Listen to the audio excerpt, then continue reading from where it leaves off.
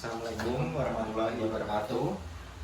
Di sini saya akan mendiskusikan tentang matkul bank dan lembaga bank lainnya. Di sini perkenalkan, sebelumnya nama saya Adira Galina Lendra Putra Satria dengan NIM 2003102206. Lalu saya Nayang Maulida Sisa Putra dengan NIM 20031022231. Baik, di sini saya akan berdiskusikan tentang permasalahan implementasi arsitektur perbankan yang ada di Indonesia. Baik, kita akan mulai.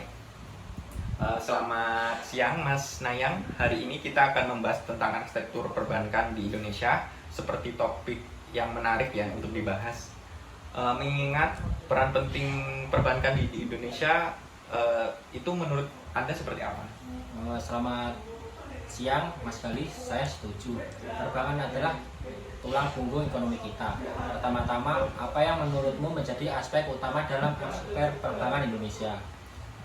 Kalau saya pikir ya, salah satu aspek utama transformasi digital, banyak bank yang di Indonesia itu beralih fungsi sebagai bisnis digital untuk memberikan layanan yang lebih baik kepada nasabah dan melibatkan pengembangan infrastruktur dalam teknologi yang sangat kuat seperti itu sih. Benar sekali Mas Gali, transformasi digital telah memungkinkan nasabah untuk melakukan transaksi perbankan dengan lebih mudah, misalnya melalui perbankan internet atau aplikasi perbankan. Selain itu, sistem keamanan juga menjadi hal yang sangat penting dalam arsitektur perbankan. Kita perlu melindungi data nasabah dengan baik. Setuju sih yang dikatakan Mas Nayang. Keamanan data itu seperti adalah prioritas utama ya. Bank-bank yang ada di Indonesia harusnya memiliki sistem keamanan yang kuat untuk melindungi informasi pribadi, lalu keuangan pada nasabah seperti itu.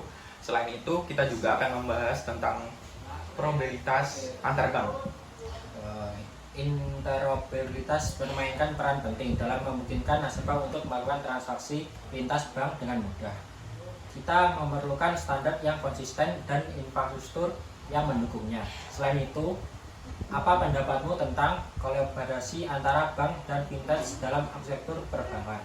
Kalau menurut saya sendiri ya, saya melihat kolaborasi antara bank dan fintech sebagai hal yang positif seperti itu. Kalau menurut pandangan saya, fintech telah membawa inovasi dalam sektor perbankan seperti pembayaran yang digital seperti itu, lalu peer-to-peer seperti lending ataupun sebagainya. Kolaborasi ini dapat membantu bank untuk memperluas layanan mereka